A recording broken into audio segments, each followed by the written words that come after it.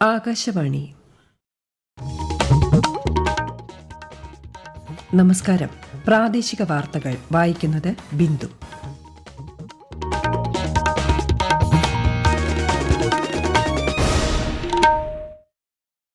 പ്രധാന വാർത്തകൾ.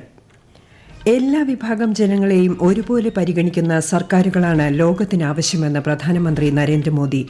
ദുബായിൽ ലോക ഗവൺമെന്റ് ഉച്ചകോടിയെ പ്രധാനമന്ത്രി അഭിസംബോധന ചെയ്തു. കാർഷിക മേഖലയിലെ പ്രതിസന്ധി സംബന്ധിച്ച അടിയന്തര പ്രമേയത്തിന് അനുമതി നിഷേധിച്ചതിനെതിരെ നിയമസഭയിൽ പ്രതിപക്ഷ വാക്കൌട്ട്.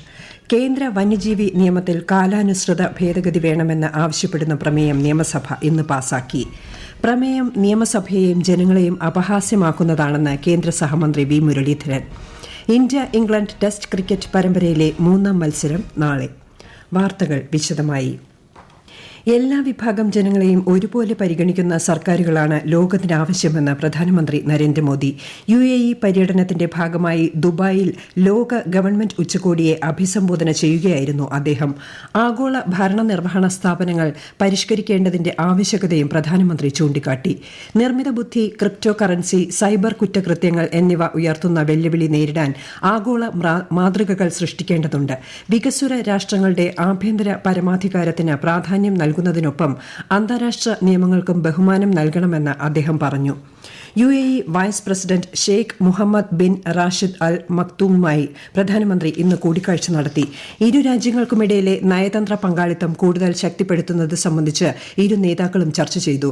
അബുദാബിയിലെ ആദ്യ ശിലാക്ഷേത്രമായ ബാബ്സ് മന്ദിറിന്റെ ഉദ്ഘാടനം പ്രധാനമന്ത്രി അല്പസമയത്തിനകം നിർവഹിക്കും. ക്ഷേത്രത്തിനായി സ്ഥലം അനുവദിച്ചതിന് UAE president Sheikh Mohammed bin Zayed Al നഹ്യാന് പ്രധാനമന്ത്രി നന്ദി അറിയിച്ചു. സംസ്ഥാനത്തെ കാർഷിക മേഖലയിലെ പ്രതിസന്ധി സംബന്ധിച്ച അടിയന്തര പ്രമേയത്തിന് അനുമതി നിഷേധിച്ചതിനെ തുടർന്ന് നിയമസഭയിൽ ഇന്നും പ്രതിപക്ഷ വാക്കൌട്ട്. ചരിത്രത്തിലെ ഏറ്റവും വലിയ പ്രതിസന്ധിയാണ് കേരളത്തിലെ കർഷകർ ഇപ്പോൾ അനുഭവിക്കുന്നതെന്ന് പ്രമേയത്തിന് നോട്ടീസ് നൽകിയ പ്രതിപക്ഷ അംഗം കുറുക്കോളി മൊയ്തീൻ ആരോപിച്ചു. എന്നാൽ കർഷകരെ പരിഗണിക്കുന്ന നിലപാടാണ് സർക്കാരിന്റേതെന്ന് കൃഷിമന്ത്രി P. പ്രസാദ് വ്യക്തമാക്കി. മന്ത്രിയുടെ മറുപടിയുടെ അടിസ്ഥാനത്തിൽ സ്പീക്കർ അടിയന്തര പ്രമേയത്തിന് അവതരണാനുമതി നിഷേധിക്കുകയായിരുന്നു. കേന്ദ്ര വന്യജീവി നിയമത്തിൽ ഭേദഗതി വേണമെന്ന് ആവശ്യപ്പെടുന്ന പ്രമേയം കേരള നിയമസഭ പാസാക്കി. വനമന്ത്രി AK ശശീന്ദ്രനാണ് പ്രമേയം അവതരിപ്പിച്ചത്. സംസ്ഥാനത്ത് വർദ്ധിച്ചുവരുന്ന വന്യജീവി ആക്രമണം മനുഷ്യജീവനും സ്വത്തിനും കൃഷിക്കും ഭീഷണി ഉയർത്തുകയാണ്. ജനവാസ മേഖലകളിൽ ഇറങ്ങുന്ന ആക്രമകാരികളായ വന്യജീവികളെ നശിപ്പിക്കുന്നതിന് തടസ്സം സൃഷ്ടിക്കുന്ന കേന്ദ്ര വന്യജീവി നിയമത്തിലെ കർശന വ്യവസ്ഥകൾ കാലാനുസൃതമായി ഭേദഗതി വരുത്തണമെന്നാണ് പ്രമേയം ആവശ്യപ്പെടുന്നത്.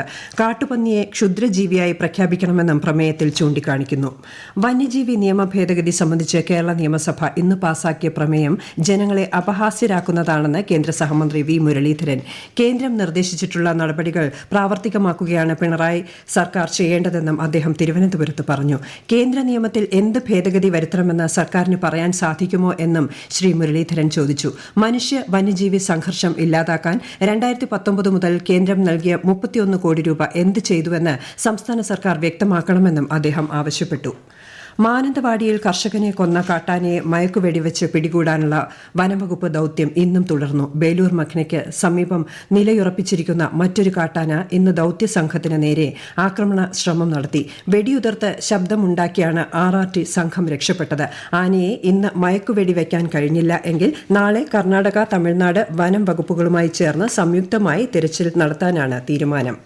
ഈ വാർത്തകൾ ആകാശവാണിയിൽ നിന്ന്.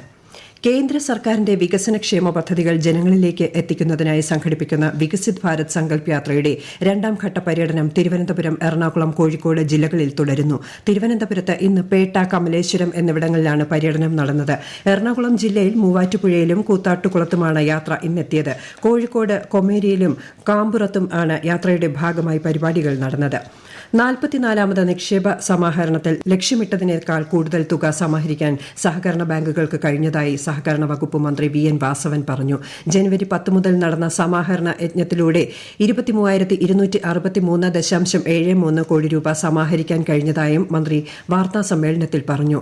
9,000 കോടി രൂപ ഇതിലൂടെ സമാഹരിക്കാനാണ് ലക്ഷ്യമിട്ടിരുന്നത്. നേത്രാവതി എക്സ്പ്രസിന്റെ പാൻട്രി കാറിന് താഴെ തീയും പുകയും ഉയർന്നത് പരിഭ്രാന്തി പടർത്തി. മുംബൈയിൽ നിന്ന് തിരുവനന്തപുരത്തേക്കുള്ള യാത്രയ്ക്കിടെ ആലുവ സ്റ്റേഷനിലേക്ക് തീവണ്ടി എത്തിയപ്പോഴാണ് തീപിടുത്തം ശ്രദ്ധയിൽപ്പെട്ടത്. റെയിൽവേ പോലീസും ട്രെയിനിലെ പാൻട്രി ജീവനക്കാരും ചേർന്ന് തീയണച്ചു. ട്രെയിനിന്റെ ബ്രേക്ക് ജാമായതാണ് തീപിടുത്തമുണ്ടാകാൻ കാരണമെന്ന് കരുതുന്നു.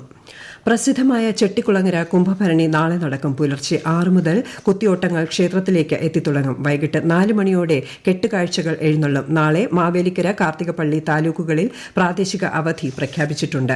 ഡിമെൻഷ്യ, അൾഷിമേഴ്സ് ബാധിതരായ വയോജനങ്ങൾക്കായി സാമൂഹ്യനീതി വകുപ്പ് നടപ്പാക്കുന്ന ഓർമ്മത്തോണി പദ്ധതിയുടെ ലോഗോ മന്ത്രി ആർ ബിന്ദു പ്രകാശനം ചെയ്തു. പദ്ധതിയുടെ സംസ്ഥാനതല ഉദ്ഘാടനം നാളെ തിരുവനന്തപുരം വിമൻസ് കോളേജിൽ നടക്കുന്ന ചടങ്ങിൽ മന്ത്രി നിർവഹിക്കും. ഇന്ത്യ ഇംഗ്ലണ്ട് ടെസ്റ്റ് ക്രിക്കറ്റ് പരമ്പരയിലെ 3ാം മത്സരം നാളെ രാജ്കോട്ടിലെ സൌരാഷ്ട്ര ക്രിക്കറ്റ് അസോസിയേഷൻ സ്റ്റേഡിയത്തിൽ രാവിലെ 9:30-നാണ് മത്സരം ആരംഭിക്കുക. 5 മത്സരങ്ങളുള്ള പരമ്പരയിൽ 2 ടീമും ഓരോ മത്സരം വീതം ജയിച്ച് സമനിലയിലാണ് ഇപ്പോഴുള്ളത്. ആകാശവാണി ദേവികുളം നിലയത്തിന്റെ ആഭിമുഖ്യത്തിൽ നാളെ റേഡിയോ കർഷക ദിനം ആഘോഷിക്കും.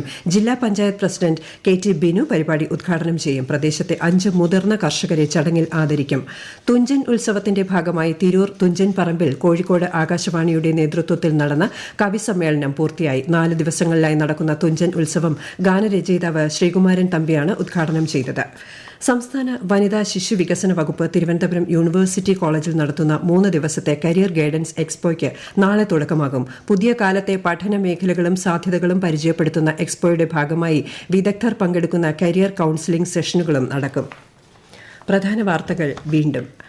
എല്ലാ വിഭാഗം ജനങ്ങളെയും ഒരുപോലെ പരിഗണിക്കുന്ന സർക്കാരുകളാണ് ലോകത്തിന് ആവശ്യമെന്ന് പ്രധാനമന്ത്രി നരേന്ദ്രമോദി. ദുബായിൽ ലോക ഗവൺമെന്റ് ഉച്ചകോടിയെ പ്രധാനമന്ത്രി അഭിസംബോധന ചെയ്തു. കാർഷിക മേഖലയിലെ പ്രതിസന്ധി സംബന്ധിച്ച അടിയന്തര പ്രമേയത്തിന് അനുമതി നിഷേധിച്ചതിനെതിരെ നിയമസഭയിൽ പ്രതിപക്ഷ വാക്കൌട്ട്. കേന്ദ്ര വന്യജീവി നിയമത്തിൽ കാലാനുസൃത ഭേദഗതി വേണമെന്ന് ആവശ്യപ്പെടുന്ന പ്രമേയം നിയമസഭ ഇന്ന് പാസാക്കി. പ്രമേയം നിയമസഭയെയും ജനങ്ങളെയും അപഹാസ്യമാക്കുന്നതാണെന്ന് കേന്ദ്ര സഹമന്ത്രി V Muraleedharan. India England test cricket പരമ്പരയിലെ 3ാം മത്സരം നാളെ. പ്രാദേശിക വാർത്തകൾ കഴിഞ്ഞു. അടുത്ത വാർത്താ പ്രക്ഷേപണം 7:25-ന്.